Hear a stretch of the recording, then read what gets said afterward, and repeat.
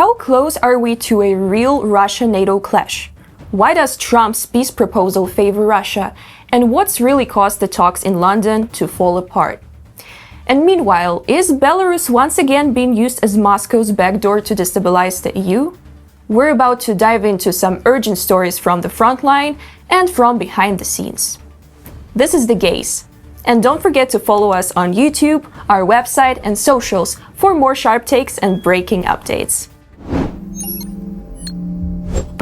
Let's start with what's happening right now. On April 23rd, a high-level multilateral meeting was set to take place in London to explore a potential plan for ending Russia's war against Ukraine. According to reports, Trump's team proposed a so-called final offer, freezing the front line, recognizing Crimea and other occupied territories as Russian, and lifting sanctions, in exchange for vague security guarantees for Ukraine. But the UK withdrew from the meeting after learning that the US Secretary of State Marco Rubio would not attend. Ukraine's position remains clear. A full ceasefire must come first. Kyiv has no intentions of surrendering its land, only negotiating from a position of sovereignty. The 30-day ceasefire offer from Ukraine still stands, but Moscow continues to reject it. Still, the Ukrainian delegation met with representatives from France, Germany, and Trump's envoy Keith Kellogg to align visions of what peace should look like. Meanwhile, despite Putin's repeated claims of being ready for peace, Russia continues to bomb civilians, including a deadly strike on Kyiv today that killed at least 10 people. Moscow launched everything. They had drones, ballistic and cruise missiles.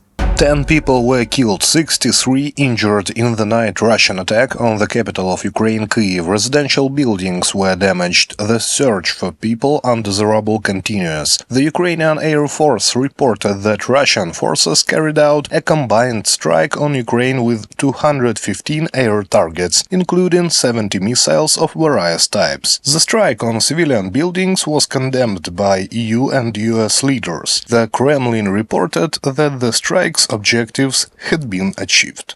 The Russian army is trying new tactics, desperate ones. In Bakhmut, Pokrovsk, and Zaporizhzhia, Ukrainian troops are facing wave after wave of assaults. Some Russian soldiers are now using anti-tank mines on foot, aiming to blow up bunkers. But Ukrainian artillery, drones, and infantry coordination are holding the line and making Russia pay a heavy price. Here's what's unfolding on the front line right now. Border guards are striking Russian occupiers on the Bakhmut front using the RAK multiple rocket launcher system and 120mm mortars. The primary task of the artillerymen is to cover units on the front line and destroy the enemy's manpower and equipment. We mainly target infantry. Sometimes the targets are lightly armored, sometimes armored vehicles. Occasionally, Russians ride mopeds or old Soviet cars. It's clear they're having equipment issues. We often operate in the early morning. The enemy tends to activate when it's getting light or at dawn. They come more often under fog or rain. Our main task is to preserve our infantry and support them. They destroy, we back them up. Since the start of the day, 85 engagements have occurred on the front line. The General Staff of the Armed Forces of Ukraine notes the highest number of Russian assaults on the Pokrovsk front. Military analysts report that the occupiers were driven out of positions used to amass forces. This included drone operators and mobile enemy groups attempting to break through, as well as infantry groups ranging from 2 or more soldiers launching assaults. Another key success on the Pokrovsk defense was disrupting Russian logistics, cutting them off from supplies, and forcing them to retreat from certain positions they previously held. On the Lyman front, Russians are switching equipment and attacking with small infantry groups of 2 to 3 occupiers, though they may also assault with entire squads, Ukrainian defenders note. They approach with anti-tank mines to get close to our positions and destroy our dugouts. We hadn't seen this tactic before, but now we know if an enemy is carrying an anti-tank mine, they need to be eliminated. Imagine what happens when our FPV drone meets a Russian with an anti-tank mine. Anastasia Blyshchik, spokesperson for the 66th Separate Mechanized Brigade of the Armed Forces of Ukraine. On the Lyman sector, Ukrainian forces successfully repelled Russian assaults near Novomykhailivka and Novoserhaivka in Donetsk Oblast. The enemy also attempted to advance near Zaporizhzhia, Novokrylyakivka, and the Vovchansk-Kharkiv area. On the Zaporizhzhia front, Ukrainian defenders thwarted another enemy attempt to assault with an armoured column. The General Staff of the Armed Forces of Ukraine reports the destruction of 29 Russian BMPs, APCs and tanks, along with at least 140 soldiers. Repelling a massive attack was an example of effective coordination among various combat units. Aerial reconnaissance detected enemy columns in time, allowing drone operators to begin destroying equipment 8 kilometers from our positions. Barrel artillery joined in simultaneously. Only a small fraction of Russians broke through the fire barrier and reached the range of small arms fire. Our infantry drove them back with mortars, machine guns and rifles. The battle lasted over 2 hours and ended after dark, from a Facebook post by the General Staff of the Armed Forces of Ukraine. The total losses of the aggressor country's army since the start of the full-scale invasion have exceeded 943,000 personnel. In the past day, 1,130 Russian soldiers, 19 armoured vehicles, 26 artillery systems, and dozens of other pieces of Russian equipment were eliminated. Is Russia preparing for a bigger war, not just against Ukraine, but against NATO? Moscow is now using the same propaganda it once used against Ukraine, but targeting Finland, Estonia, and Moldova. And inside Russia, children are learning to salute before they learn to read. The militarization of society is accelerating fast. What does that mean for Europe's future? Let's break it down. The Kremlin has begun using the same rhetoric against Europe that it once used to justify its invasion of Ukraine. Russian Foreign Minister Sergei Lavrov has once again declared that the Russian Federation intends to combat Nazism in Europe. Analysts at the Institute for the Study of War believe that such statements are part of a broader strategy to prepare Russian society for a possible prolonged confrontation with NATO. Russian President Vladimir Putin and other high-ranking Kremlin officials regularly invoke the vague term of denazification to call for regime change in Ukraine and the installation of a pro-Russian proxy government. The Kremlin is increasingly employing the same playbook that it used against Ukraine towards Finland and former Soviet states, including Estonia and Moldova, to justify its attempts to control independent countries and set informational conditions for possible future Russian aggression, from a report by the Institute for the Study of War. Meanwhile, Russian clothing manufacturers are being repurposed to produce military uniforms. In the Ivanovo region, one of Russia's leading companies in the cosmetics and apparel industry, which has also produced clothing since 2013, has now been brought under the control of the state-affiliated Vontorg network. The Kremlin is also ramping up its ideological influence on youth. According to the UK intelligence, Russia's education system is becoming increasingly militarized and nationalistic. The Russian state highly likely seeks to use the education system to develop a more militarized, nationalistic society. The intent is almost certainly to facilitate both deeper support for Russia's illegal war against Ukraine and greater willingness amongst the young to join the military suffering significant casualties. These efforts are also aimed at indoctrinating Russia's young into a rejection of the legally mandated and internationally recognized basis for Ukraine's nationhood and sovereignty, writes European Pravda, citing analysts. Reports that Putin is preparing for a large-scale war with NATO have also emerged from German intelligence. A recent agency report notes that the Kremlin dictator sees the West not simply as a geopolitical opponent, but as an existential adversary, and is therefore prepared to use force to achieve his goals. At the NATO foreign ministers' meeting in Brussels in early April, NATO Secretary General Mark Rutte warned that Russia will remain a serious threat to the alliance for many years, even if a peace deal is eventually reached with Ukraine.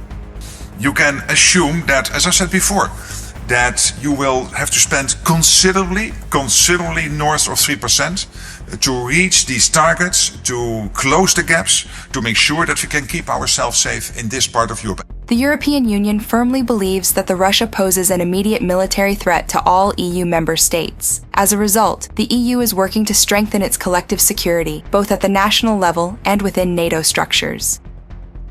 To ensure that countries have the necessary defense capabilities, they need both funding and industrial capacity. And we are saying quite clearly that these plans must be realized by around 2030. Intelligence services, German, Danish and others, are openly warning that Putin may try to test NATO's Article 5. He sees such an opportunity because Russia's economy has been fully redirected toward the military and is going full speed ahead.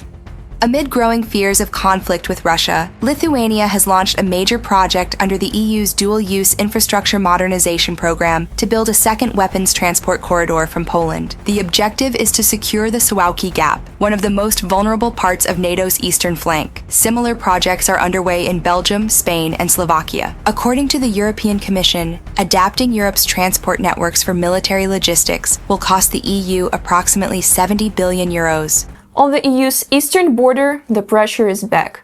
Poland has blocked over 250 illegal crossings in just 4 days and says Belarus is weaponizing migrants again. Lithuania is reinforcing its Suwałki Gap, the most vulnerable area. Estonia is talking about mining the border. Finland refuses to reopen any crossings. Europe is bracing for another wave of hybrid attacks.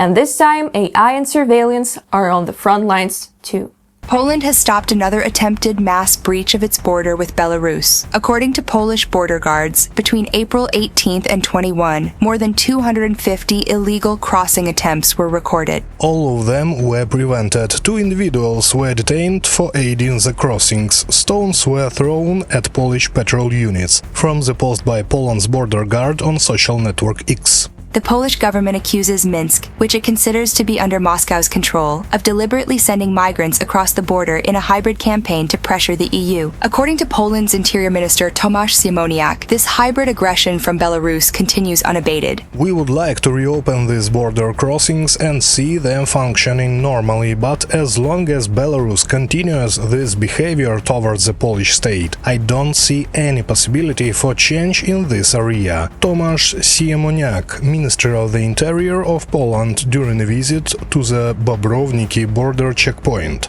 The migration crisis on the eastern borders of Poland and the Baltic states began in the summer of 2021. In response, border security was significantly reinforced. Poland built a 5-meter-high fence along a 200-kilometer stretch of the border with Belarus. The barrier is now being upgraded. An additional line of cameras has been installed to monitor the outer side of the steel fence, along with LED lighting for the service road and new observation points for overseeing covert areas. An artificial intelligence system has also been introduced to classify alarm signals from fiber optic detection cables, from the Polish Ministry of Interior and Administration website. Lithuania is following a similar path. In response to evolving geopolitical threats, the Lithuanian Interior Ministry plans to upgrade surveillance systems at 4 border checkpoints with Russia this year. The project's total cost is 16 million euros. The ministry also announced plans to reinforce infrastructure along the Suwałki corridor, the 100-kilometer stretch of border between Lithuania and Poland that lies between Russia's Kaliningrad region to the west and Belarus to the east. These roads are critically important for us from a security and defense perspective. They have always been part of our civil-military planning as key land roads for supporting allies during a crisis. Tomasz Godiauskas, Vice Minister of National Defense of Lithuania, in the comment to Politico. In Helsinki, authorities are also in no rush to reopen the eastern border with Russia. Finland's government closed all crossing points with the Russian Federation in 2023, accusing Moscow of using illegal migrant flows as a tool to pressure Finland. Following a review in mid-April 2025, the decision to keep the border closed was upheld. The risk that instrumentalized migration will resume and expand, as seen previously, remains likely. If the phenomenon were to continue, it would pose a serious threat to Finland's national security and public order, from the statement on the website of the Ministry of the Interior of Finland. If the threat level increases, Estonia may lay landmines along its border with Russia, said Einar Afanasyev, head of the engineering department at the Defense Forces Division's headquarters. The use of anti-personnel mines is prohibited by the Ottawa Convention, which has been ratified by all EU countries. However, Russia, China, the United States, India, and Pakistan have not joined the treaty. In March 2025, in response to hybrid attacks from Russia and Belarus, Lithuania, Latvia, Estonia, and Poland announced their withdrawal from the anti-personnel mine ban treaty. Today we explored how Ukrainian forces are skillfully repelling Russia's intensified attacks on the battlefield, a so-called peace plan met with skepticism, and how Europe is preparing for the threat of possible Russian aggression. What's your take? Is Russia tasting NATO or just burning what's left of its power? Share your thoughts in the comments and stay tuned for more with the gays.